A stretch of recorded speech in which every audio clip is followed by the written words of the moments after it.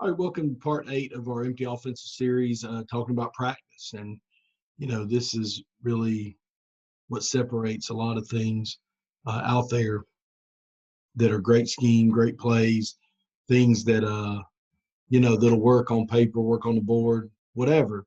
It's really about can you execute, that scheme. And really comes down to calling things at the right time and practicing it. So, taking practice first. The next session is on game planning, where you kind of build a call sheet to figure out what things to practice. I thought it was important to put practice first and talk about how we were going to go about practicing these techniques. So the first thing to understand is what are you trying to get accomplished at practice? And for us, we want to be efficient, organized, energetic. Want everybody to know where they're going. Want to keep people busy. This isn't earth-shattering stuff now, but years ago, it years ago, this was different. When we first started, we wanted to have everybody have a job at practice and know where to go and things like that. I think it's important to have a plan for injury management. You got to have a concept of who's going where. And before we get into this, in my opinion, unless you're at a single A school or, you just don't have the numbers, I would always try to have two huddles.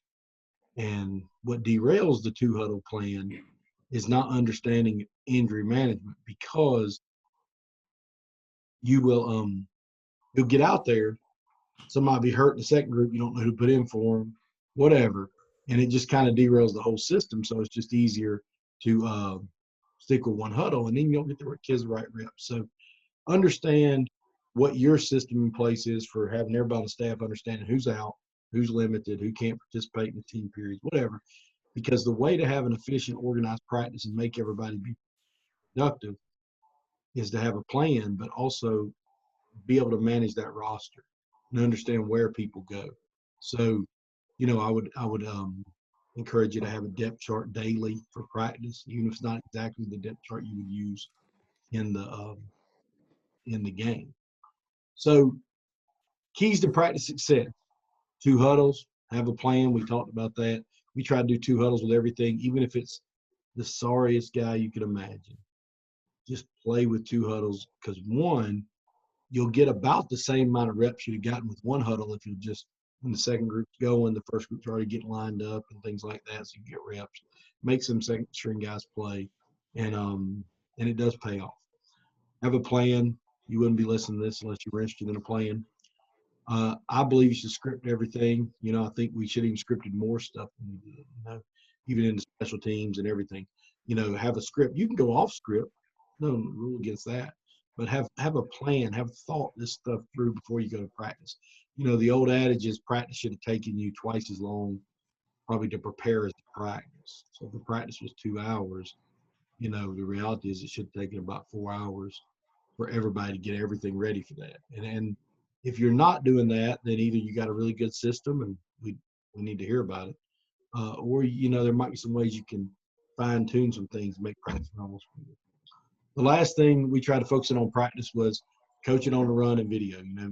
If we had to, we'd video people's individual, video some of the group stuff, just to keep people from having to constantly stop and talk the whole time. That's such an easy thing to do. I've been guilty of doing it myself. It doesn't do any good. Those kids aren't listening anyway. Just, I really am a firm believer in kids getting better by just doing. So if they just do a million of these handoffs, we'll get better at it. There's some coaching techniques to it, but I can sit there and decipher these kids. They're not going to understand it. And that's the fourth thing on here is use play names, not football terms. This was a key for us. How to do stuff like we were talking about running buck sweep. We said we're running bear. Hey, this just like on bear where you block down. We're not talking to this kid about the near hip and buck sweep, and we're not talking about all these pass pro terms and all this. We talk about that in the office. You'll hear some of that on this. If I was talking to the kids, we gave them a 50 signal for pass protection, then I just told them, it's 50 to you. And my advice, you just use your football terms in practice. Don't tell the running backs and have a list of things they're working. It's not football terms. Like, tell it to them like we're working, you know, Prince or Pluto for us. They don't know what power reading is. So don't, just try to focus on that. Coach on the run, use players. That's my soapbox for the day on practice. Now let's get into what we actually do. So this is basically a practice plan that we would use daily. The numbers over here could change. We could have gone 8 minutes. We could have gone 6 minutes. I usually didn't change the minutes for period because that was just hard to keep up with, meaning they were all 6 or they were all 8 or they were all 7. We didn't necessarily go some 7s. We would take some stuff out. We might have one day where we didn't do that 5th thing or even the 7th or whatever it is. We could have taken something out for the day, but we start with this.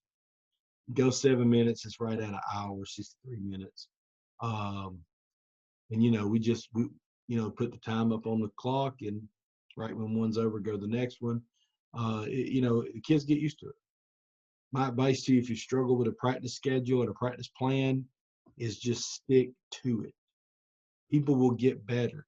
The common mistake people make if they're struggling with practice is they go out there with a plan like this, and when that timer goes off at 7 minutes, they just want to do some more.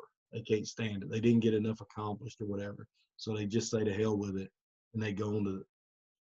And if you do that, that's fine, but it's not going to make people adapt.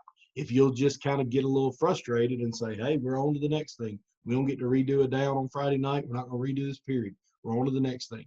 And if you just keep doing that, eventually that 7 minutes will be a lot longer than you think. And the people who practice a lot know what I mean. Like if we're running quarterback, individual, they're working some footwork stuff, and we're just doing it. At first, 7 minutes feels like 30 seconds. But as you move through it, you're 4 or 5 minutes in and you're rep, and then you look it up, kind of figuring out how you can get to the next period right when the buzzer goes off. So if just stick with it. Just stick with it. The kids get better at it. The assistant coaches get better at it. And you don't have to do this exact one. We practiced an hour on offense, an hour on defense. And I'll tell you why. We didn't even have a ton of kids playing both ways. It was more about using the scouts.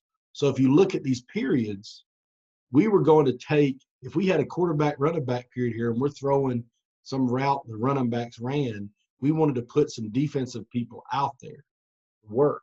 So if we're running inside goes, we're putting an outside backer at a safety that doesn't play offense, and they're playing for us, and they're doing the same thing on offense. So I just, there are certain periods where we would be on defense where some of these guys on offense could steal some extra time, especially O-line and quarterback and some of that. But we didn't account for that. That was extra.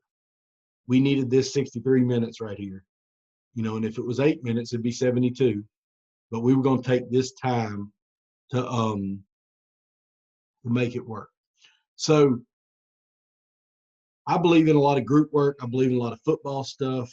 It's not that I don't believe in fundamentals. That's not that. I'm just saying just constantly running through some kind of fundamental drill doesn't necessarily help you win a football game, in my opinion. So I want to put the quarterbacks with the receivers and work one thing they do, a play. I want to put the running backs with the quarterbacks and work some one thing, and then they go to individual and vice versa. And, basically for the next several minutes, we're going to talk about all these so you get the idea.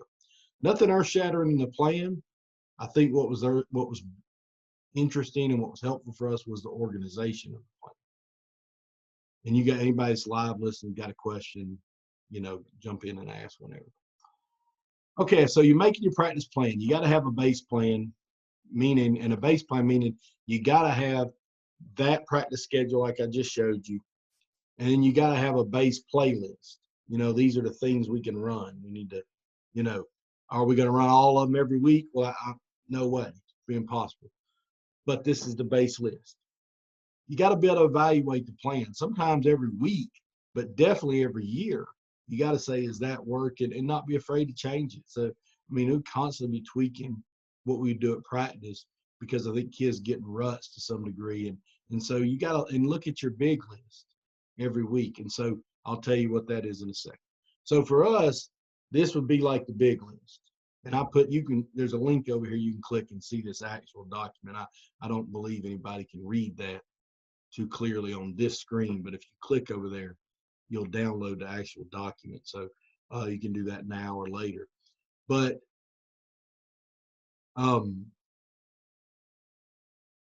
this is the big list.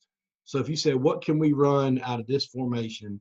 These are the plays. I like to color code them by the play group. So like, all these greens are stretch read plays, all these blues are drop pass. That's RPO stuff, whatever. This will be the same exact list by play group. So if you just wanted to say, I don't care what the formation is, last one's by formation.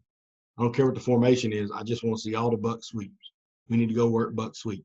So we pull this list up. We figure out what buck sweeps we like, put them on the practice. Okay. Again, this is also, you can download it because I don't know if you can read all this, but I wanted to show it in the presentation. But everybody's got access to this on the site.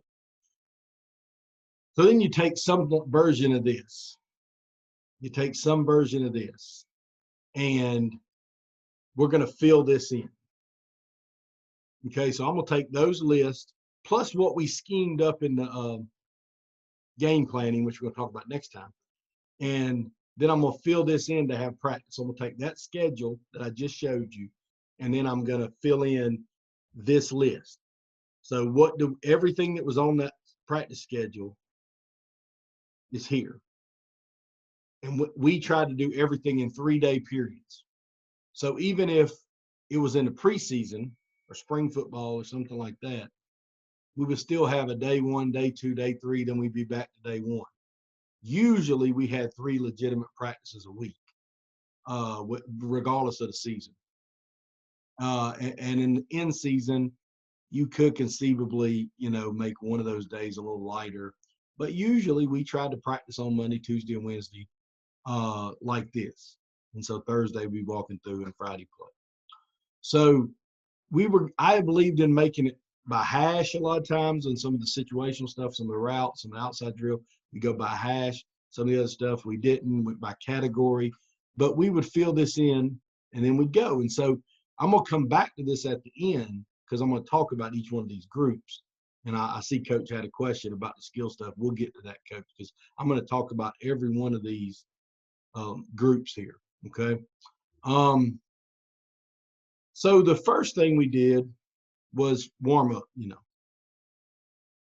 You start with you can start with a quick pat and go. Everybody run one short fade or something, just kind of warm up the quarterbacks. Depending on how you practice, if you do a little dynamic warm up before, you can have the quarterbacks throwing in. But we were going to get right into routes on air with the skill guys, and the line went into their routine. So line basically went to individual, but I always wanted that first period of practice to be a routine period for offensive linemen, meaning whatever it is, your fundamentals that you do. For us, we had a zone series we went through, a pass pro progression, and some gap stuff that we just kind of rattled off. We had a whole routine. They did it. It took 6-7 minutes. They get water. They're warm. They come back. Now they're doing individual, which we'll talk about next. The skill players, quarterbacks, running backs, receivers, we're going to go into routes on air. So we're going to have 2 huddles lined up. And on day 1, every play is going to be on the left hash. You say, why you do that? Well, 1, it makes you move the ball. You got 3 days, you go left hash, 1 middle, 1 right, the next.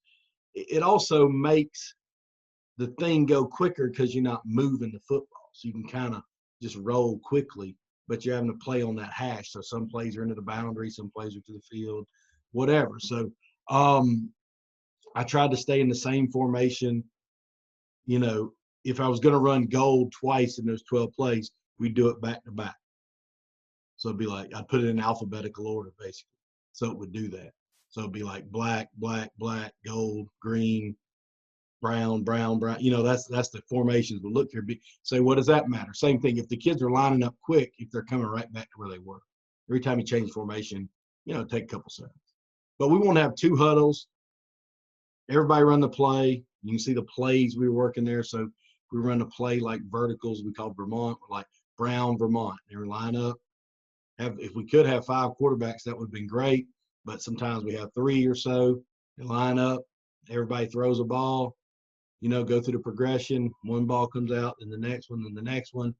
Everybody acts like they caught it. Runs back to the other line. The second group's already up. They're running the same play. By the time the second group's done, we're back to the front. Now it's, Brown cross, run it. Second group, run it.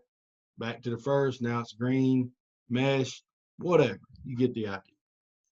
I don't think that's earth-shattering either. But again, is it going to be a cluster on the first day you do it? Well, absolutely. Absolutely. But don't give up. They'll get better. Is the 9th and 10th skill guy out of those 2 groups of 5 receivers, are the 9th and 10th guys going to be struggling? Yeah. They're going to drop the ball and make you want to just turn away and not look at them. But that doesn't change that this is good for everybody. I tell you, I really thought this was one of the best periods always for us in terms of teaching the offense without having to shut everything down for 2 hours to show them. We just called a play. They ran it. They screwed it up. The next group ran it. We're using all these terminologies. So instead of us just running fades or a hitch, we're saying Roger, Louie. They're hearing these words. They're lining up. Somebody doesn't know what the hell to do, so they ask their buddy, and they don't have really a lot of time to figure it out. And so a lot of the questions people ask me in this course and going back for years, I thought we always looked fairly clean on offense. Like the kids played fast with confidence. The handoffs were usually pretty good. We hardly ever missed handoffs. And we had all that action and motion. And they want to know what we told them. And I'm telling you, we didn't tell them anything. We just did a million of them, and they kind of figured it out. I mean, there's things you can tell to help, but if I had a magic thing to tell them, I'd be selling that thing. We didn't have one. It was really this was the magic. They line their butt up and run the plays. And we just get literally hundreds and hundreds of snaps of a play that we ran in the game. Now, I hope I'm not offending anybody by this, but I'm just a believer in if you go to practice and say, we're going to work our 3-step drop over and over, and then we're going to work how to stem a deep post over and over. There's nothing wrong with that, but I'm going to say we're going to run carry, which is where the guy runs a post. I'm just going to say that. I know we're still working a post, but I'm going to say our whole play. I'm going to say orange carry because I know what that means. But that kid's just getting argue, and we're just getting a million reps at our plays. I think people accidentally, when I go watch other people, I see people accidentally confusing kids because they're just running play. The kids are just doing what you tell them to do. They're not really learning the offense. So if you're just talking to them in football talk, sometimes they're just going through the motions. And in the game, you call the play, and they didn't do at all what you guys practiced. And I think some of that comes back to how often is there only – some people probably only 10 or 15 minutes are they really using their terminology. And my advice to you, if you're doing that, is to change it. If you're not, then you're already ahead of everybody, so don't worry about it. But use your terminology throughout practice and get a million reps and don't, coach on the run. Somebody drops the ball, don't stop everybody to give a soliloquy about how we got to catch the ball. Tell him, look the ball in, put your head on the ball, whatever your coaching point is as the next group's lining up. After we warmed up, going to individual, and for us, individual meant a lot of times you with somebody else. We had a running back coach, a receiver coach, a quarterback coach, usually 2 offensive line coaches. And offensive line be by themselves a lot, like they always are. They would have some D-line scouts. They have some linebacker scouts that would come over there and hold bags for them or act as the guys. Because same way with the O-line. I had no problem in them working their fundamentals, but I wanted them working it in the plays that we ran. So when they were working down blocks, I want them working like it was power. And they're blocking down. It's Prince, power right, blocking down. Here's how I'm going to do it. They walk this linebacker up, I'm going to do it. They're going to, the 3 techniques going to pinch or he's going to step out and, whatever it is, you're ready for all that. So this is the groups we would go through next.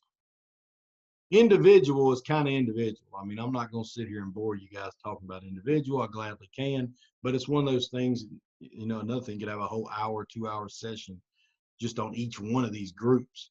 But the position coach had to figure out what to do. I didn't always tell him exactly what to do, but we would sit down and fill out that form and kind of say, okay, you know, what are we trying to do on Monday, Tuesday, and Wednesday, or in some cases, day 1, day 2, day 3.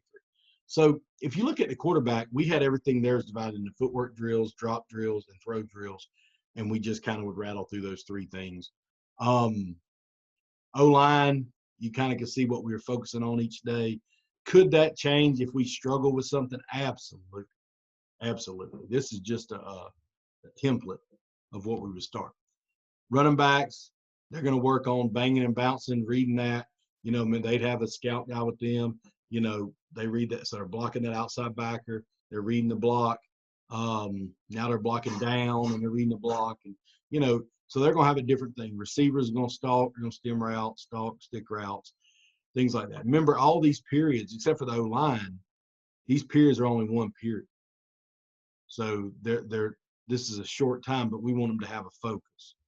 So we would divide up their assignments for there. So essentially, and I mean, I'm sure if you nitpick, you can find something to prove me wrong on this, but I'm pretty sure that everything that in the last session, when I showed you all those pages that said these were the running backs' jobs, these were the receivers' jobs, these were the linemen, everything that's in those pages should be in here. I mean, everything that's on that running back list of things to do should be in either the running back indie or one of the running back individual periods, or we work it in a group period somewhere else. Everything on there, that's what I originally did. I just printed off that list. I scratched through it, made sure we had covered all the techniques that way. Does anybody have a question about individual stuff before I get into the group stuff? All right, so the quarterbacks and running backs came together. That meant the receivers were an individual. I hope that makes sense. We had quarterbacks, running backs, and receivers.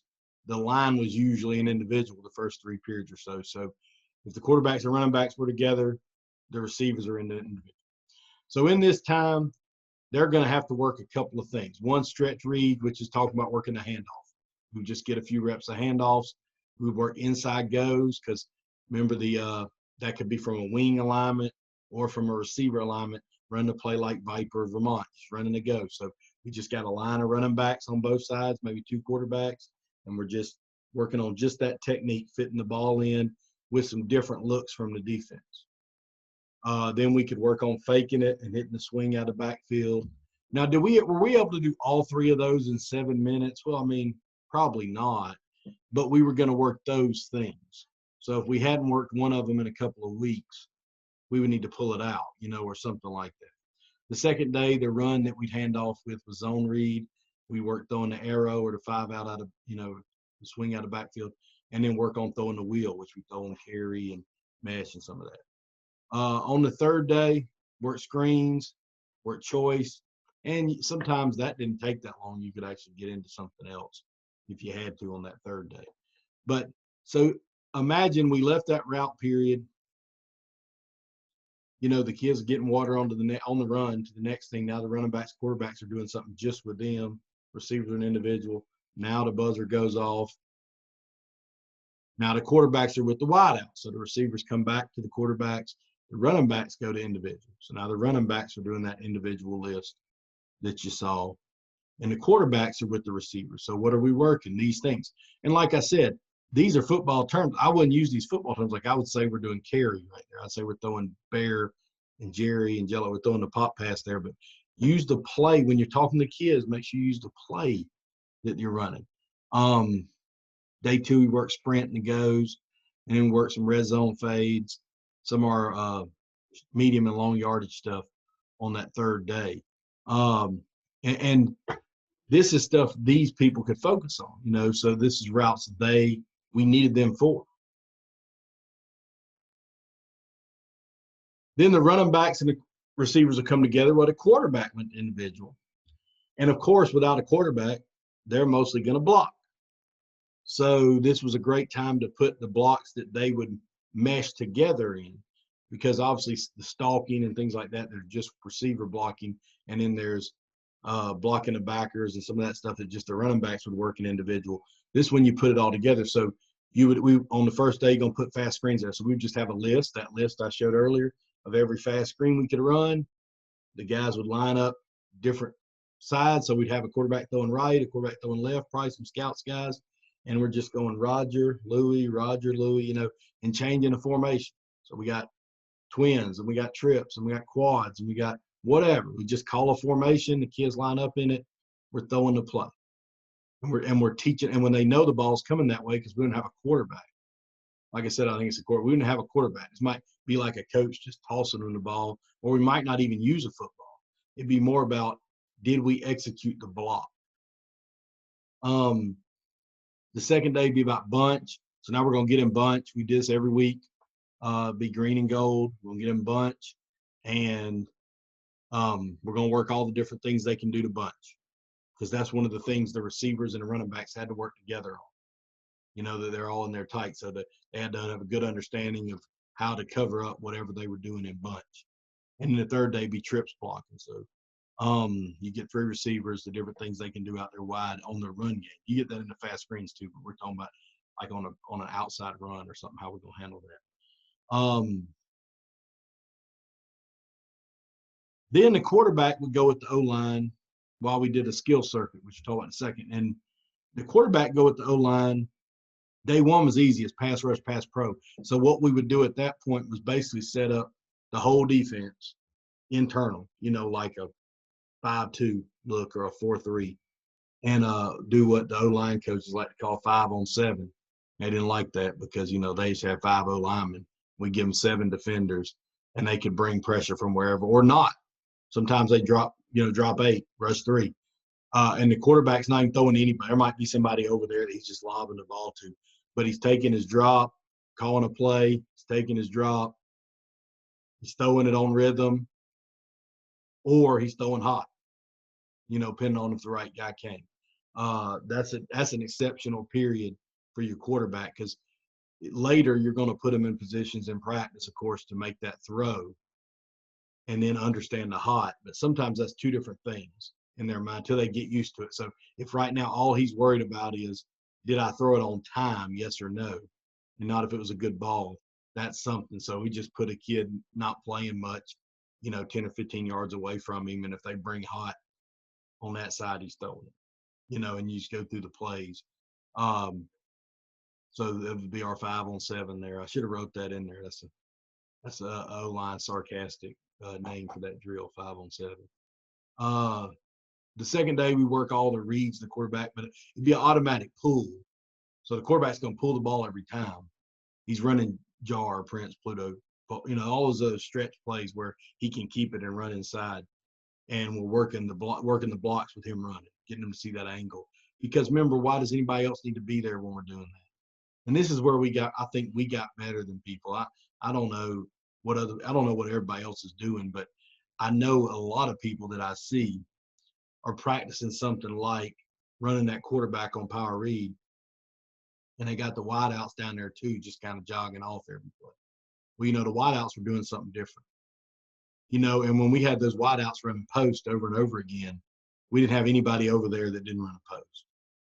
The people that didn't run post were doing something else. You know, and I think that was what was important, to put the kids in situations where they can succeed, and there's multiple positive things happening at the same time. You know, the third day down here would be another thing where we do a Roger Louie choice, whatever the plays where the quarterback can pre-snap throw it, but now we're going to work just the run, whether it's the draw, the quarterback ISO, or whatever. Now, while this is going on, we do a little circuit, and Coach, I saw Coach asked about this. We had one of the people asking about this.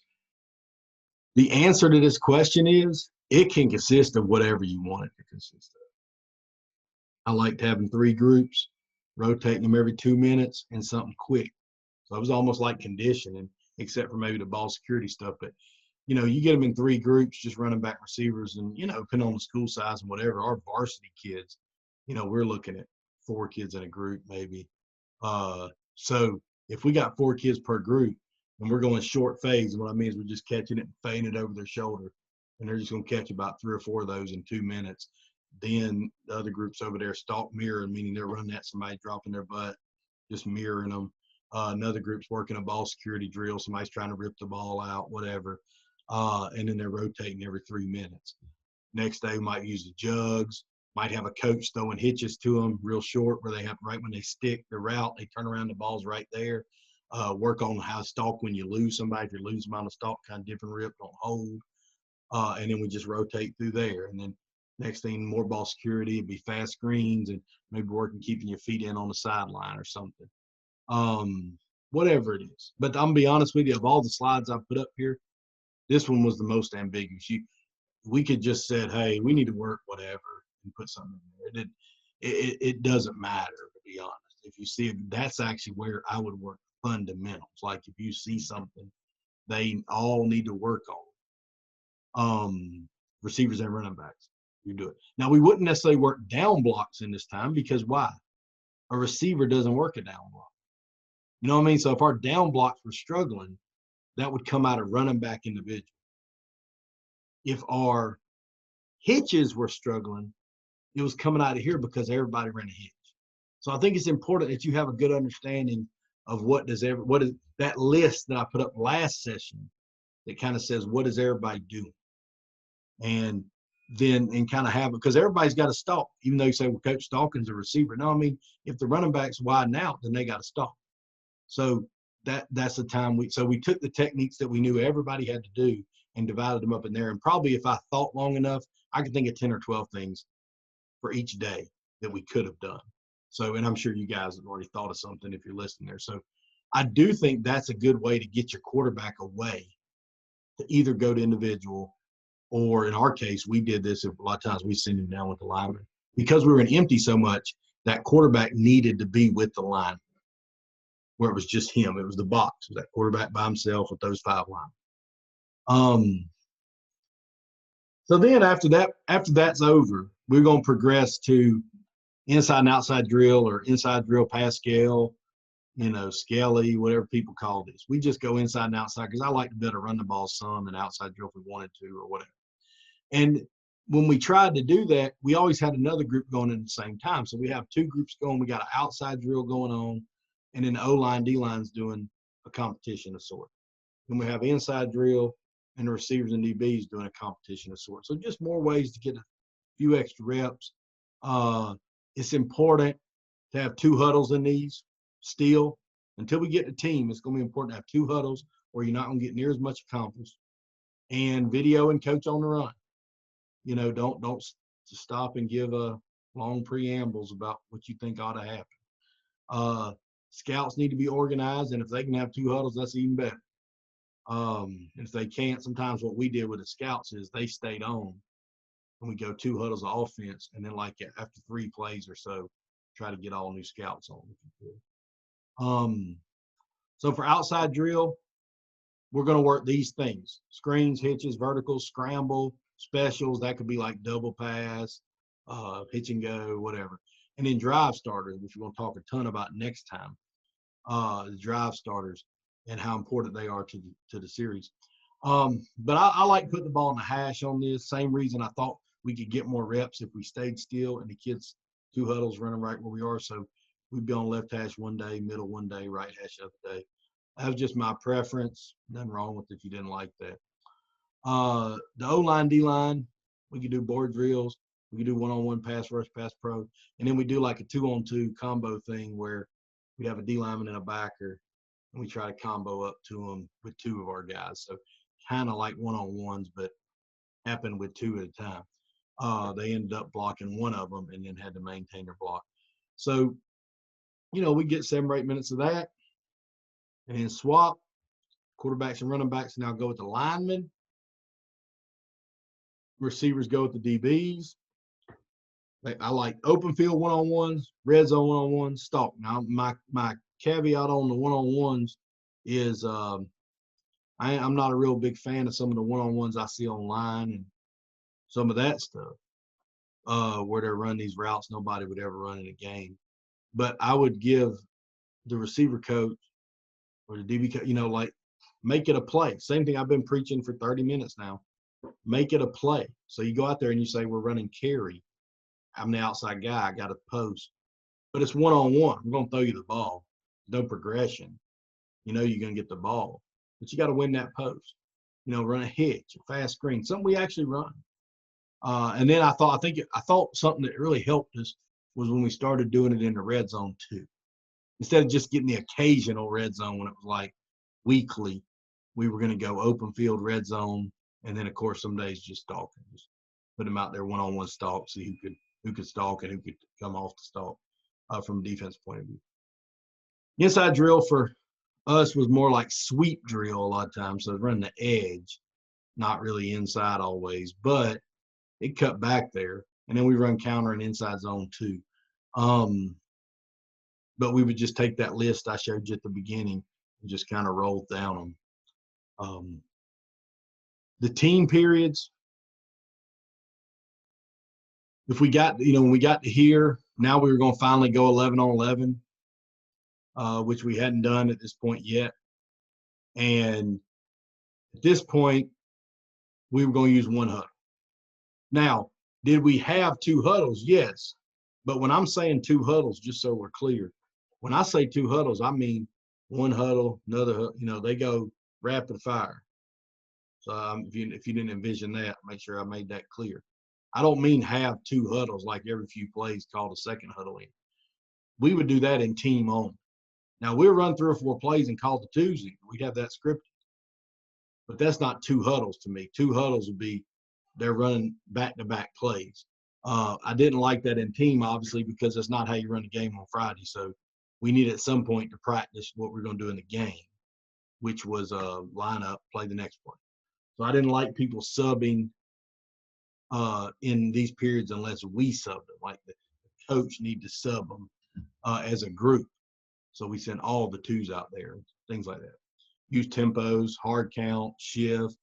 That's the kind of stuff that if you'll just mix it into the script, you don't have to do a million of them to be good at it on Friday, but you do have to do it weekly. So basically every tempo, every shift, every motion that you think you might want to run, you need to get it in this team period at least once during the week, just to remind them what to do once you have it in. If you can kind of stay organized with that, then you don't have to work a ton of it. And then in the game, for example, we would do something like freeze or cruise or something where we hard counted. I mean, we do it once a week in practice, twice maybe. And we might do it 25 times in the game because just how the game went on. That's what we wanted to do. It never became an issue. The kids knew what it meant. We did it more in the game, whatever.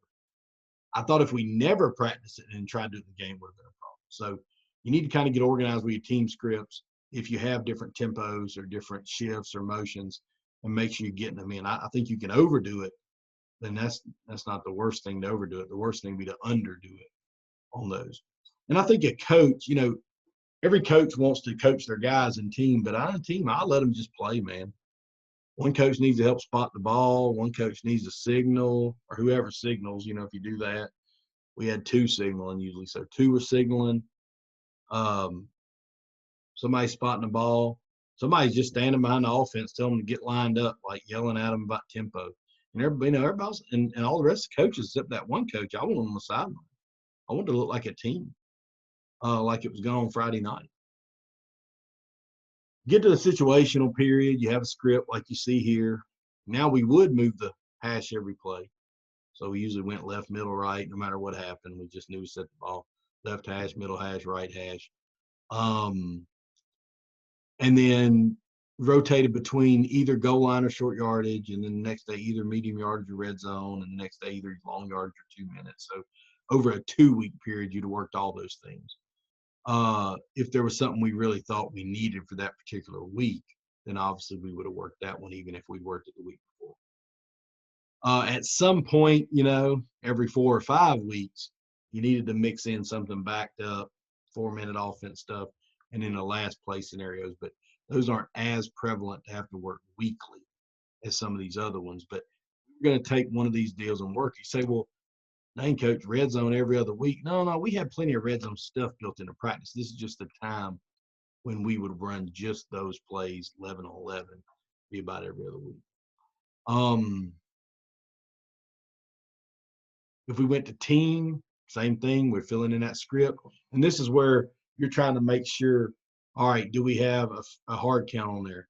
Do we have a play where we sugar huddle on there at some point this week? Do we have a play where we shift?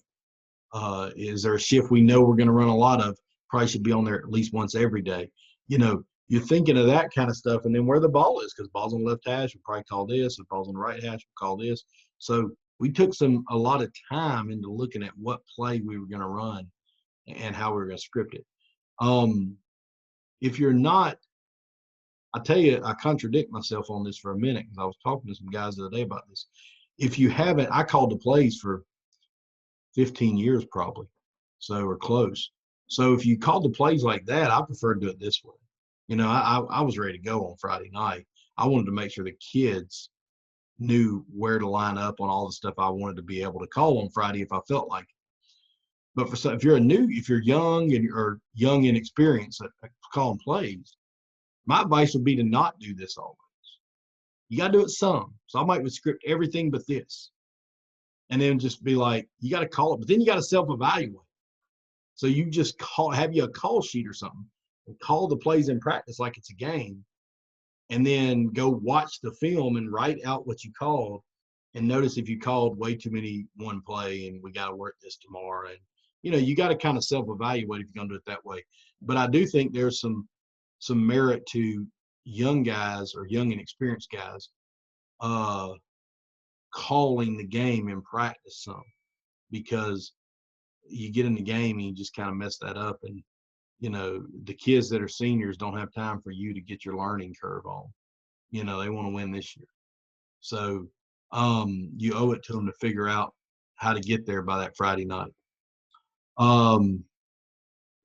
Does anybody have a question about any of that? I'm going to go back to this original slide.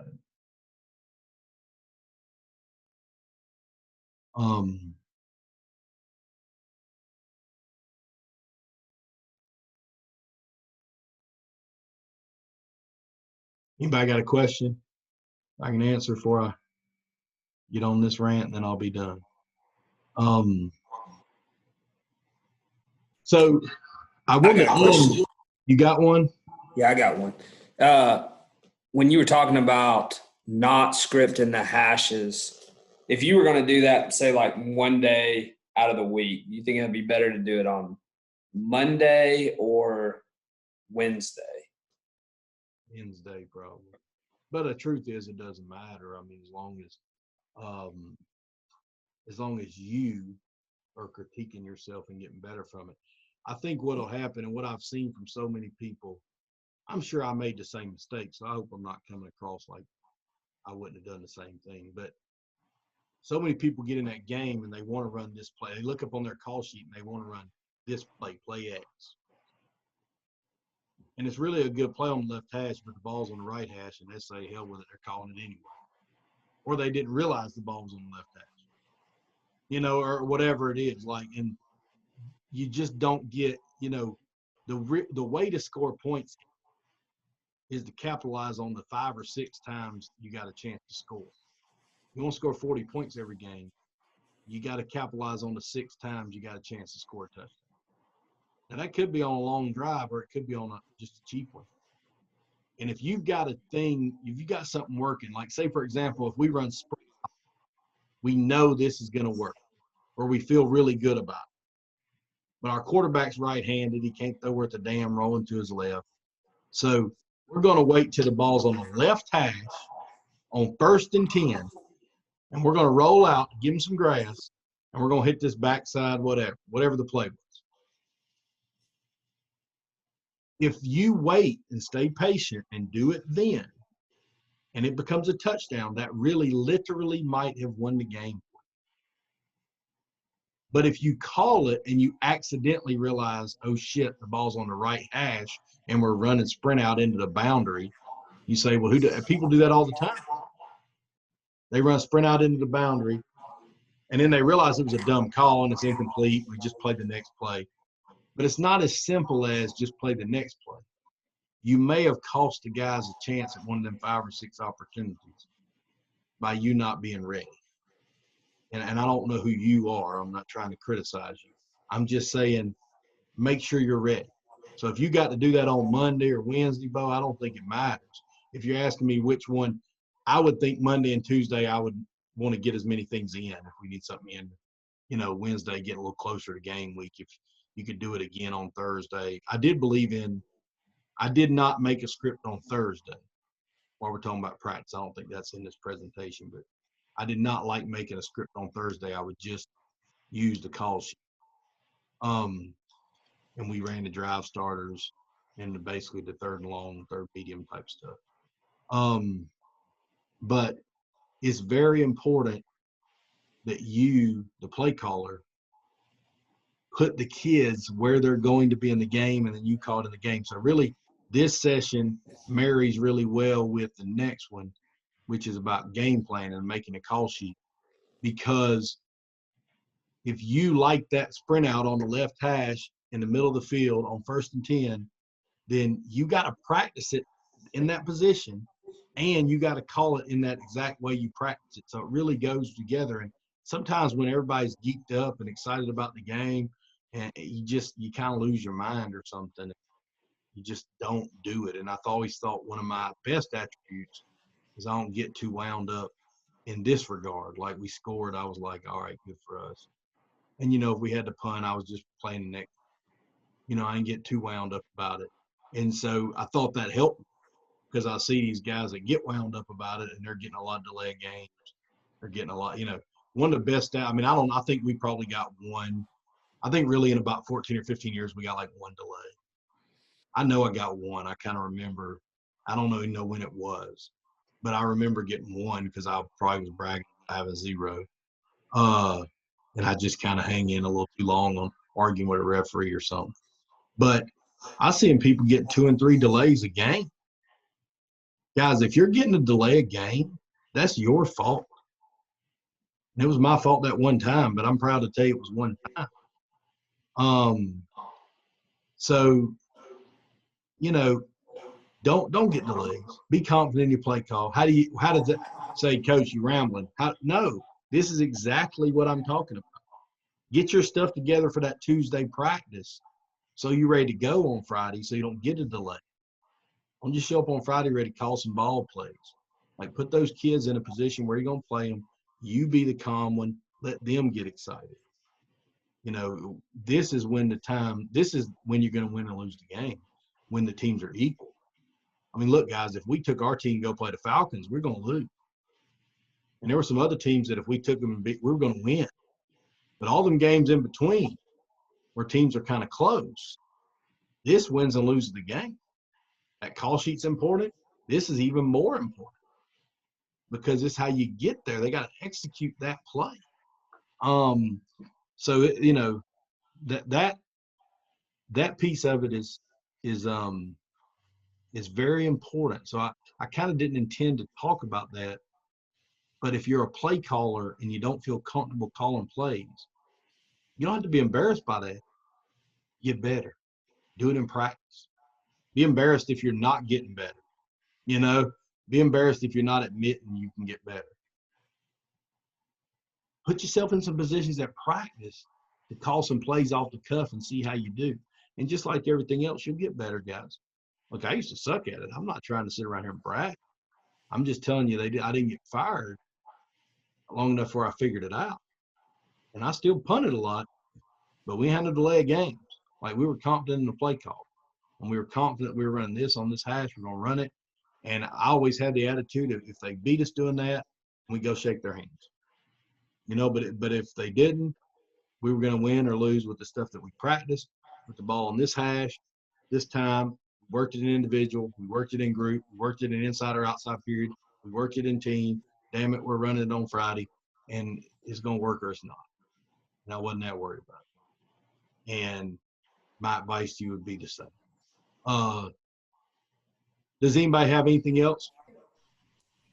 Coach, I do, but it'll be more toward the end. It's kind of something I read about in some of your other material about your spring practice, and I just want to ask you a question. Yeah, go ahead. Go ahead and ask now, Coach. Well, just, because I've kind of done it before, I believe, but you guys kind of do a green and white concept. Is that correct? As opposed to Right. What we did in spring football, and I know we get people from everywhere listening to this, but in Georgia, you could have 2 weeks of spring football. The second week, you could play somebody. So, coaches at River Ridge High School, we could play River Ridge High School in the 10th practice of spring. So we, in the second week of spring, we brought our whole team together and got ready to play River Ridge. But in the first week, we took the whole football team and divided them in half. And not like good and bad. On, the best running back was on team A. The second and third best running back was on team B. The fourth best running back was on team A. I hope that makes sense to everybody listening. But so we would have and then we go 2 huddles like I'm talking about, Coach. So there'd be 44 players playing. Does that make sense? Like we'd have 2 huddles of offense on the green team and 2 huddles of offense on the white team. And now we got 44 kids basically repping in on offense. And that's basically everybody, to put it in perspective. I mean, some people listening to this aren't going to have those kind of numbers. But we kept around 100 kids. So that was basically everybody. If 44 were doing offense and 44 were doing defense, then that was nearly everybody. So everybody got that whole first week. I mean, some of them jokers were awful. I hope they ain't listening to them. They were awful. But we let them have that week. When their mamas come and complain, like, look, we got a whole week of practice of them being in the first 2 groups at outside linebacker. It just wasn't getting it done. And then you also kind of, think about it like this. You get 10 starting offensive linemen because there's 5 on the green team and 5 on the white team. So you don't really tip your hat yet on who's starting. In some case, that matters, right? Sometimes it doesn't, but in some case it really does. So I love that concept. It is really good in theory.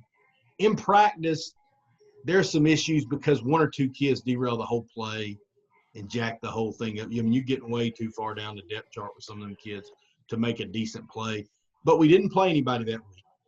And then what you did was we didn't have to have a script for that, for scouts, because when it was green was on offense, the green's doing inside drill offense, the white's doing inside drill defense. We're just getting at it. We're just getting at it. I mean, it's just basically live. We're getting a spring game every day, 5-10 minutes at a time. And you would have green would be offense maybe one day or half the practice, and would they do defense as well? Yeah, okay, we would just treat them just like your kids got both reps of both sides. Correct. So like if the green team was on offense, white team be on defense, they would all go to individual. Maybe a little bit different practice plan than what I showed today because they would all separate for about 30 minutes and it'd be like offense individual with no scouts, defensive individual with no scouts. And then at that second 30 minutes, it was these periods like inside, outside team. But it was, like I said, greens on offense, whites on defense, and we're just running inside run. And we got 2 huddles, 44 different kids, 22 on offense, 22 on defense, getting at it. And then, then we switch. Then the greens on defense the next hour and the whites on offense. And then we go do the same exact practice schedule where now we're back to inside drill, but now the white's on offense. So some of the kids, some of them didn't play both ways. We made them go both ways. We made them go over there. But some of them weren't going to make the top 2 groups on offense, but they would on defense or vice versa. So pretty much everybody could be a 1 or a 2 on some. I mean, at least if they were a junior or senior, and pretty much everybody. And so it was just a good way to get a lot of reps. We got to see some kids out of position. Mm-hmm. You take at D end and wants to play linebacker, and maybe you let him play linebacker because you need the depth, and either really surprises you or he's horrible. And by the next week, you're like, hey, man, we're playing Dawson County Friday. Like, we need you out there. You ain't going to play at linebacker. So, I mean, they can kind of get on board with that. You kind of fix some of that. If you have 2 quarterbacks and one quarterback really separates himself, I mean, I really genuinely like that because we had 22 starters on both sides of the ball. 22 kids thought they started because they ran out with the first team. Because we had to make it like y'all got them where if you had 2 decent receivers, one of them had to go on each team. Right. You couldn't let the kids figure out if there was a good team and a bad team. It had to be pretty dead level on it. And then you got some pretty good scrimmages out of it too, because we'd use a schedule like I showed. So 7 or 8 minutes a team, that's all we would do. But for 7 or 8 minutes, it was the spring game of sort. Pretty You much. got to Right. see who competed and who didn't. And so some of the better film of individuals came out of that week, and some of the worst film of the group, if that makes sense, because you get 1 or 2 kids just can't do it. So you got this one corner that can't play dead in the Western, and it's a touchdown pass every play.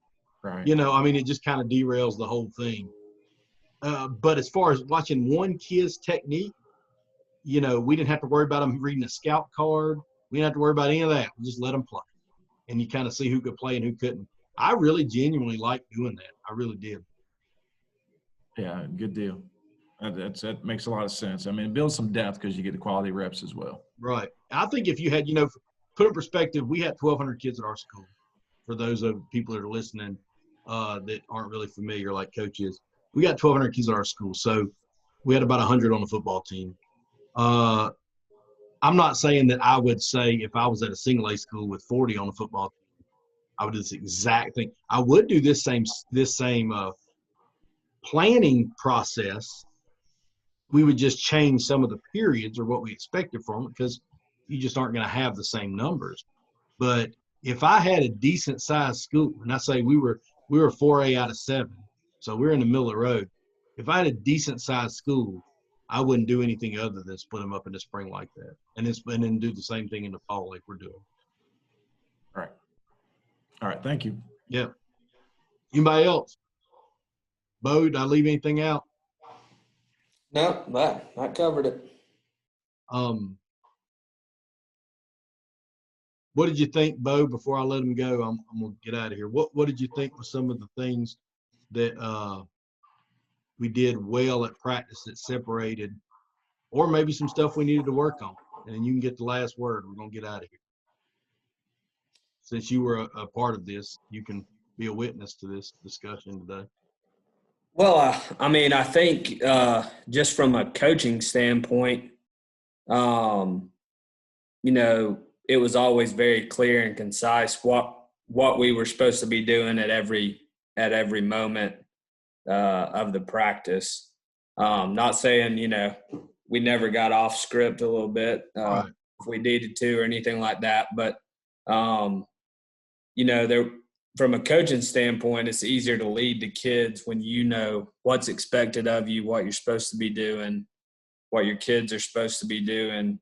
And when you've got a database like we had to pull from, a lot of this can be done on Sundays.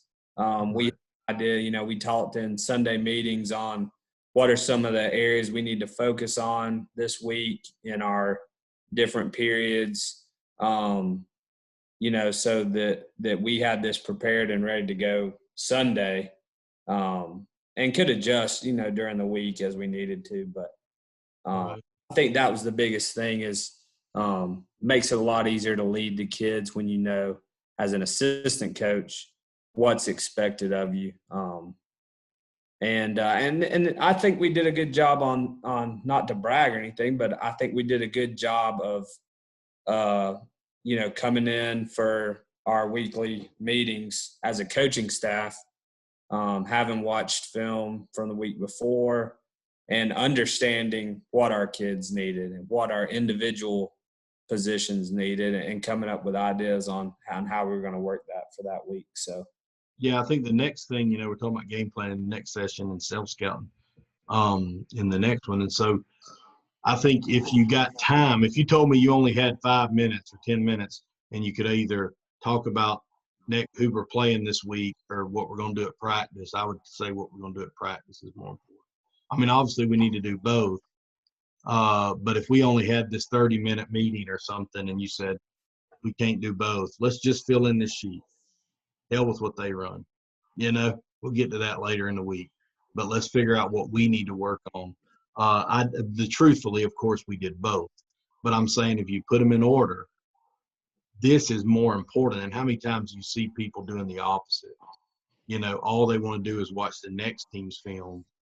And truthfully, they probably should be spending a little more time watching the game they just played that they had some say over. Yeah, it's nice we're playing so-and-so. You got to get a feel for them. But especially as an offensive coach, and this, of course, offense, I'm not that worried. We just need to know who can make plays. We can give a little preview to the next one. But, we want to know who can make plays, and we got to run our stuff. So, that's what we'll talk about next time. So, appreciate you taking the opportunity to listen to this. No other questions. I'm going to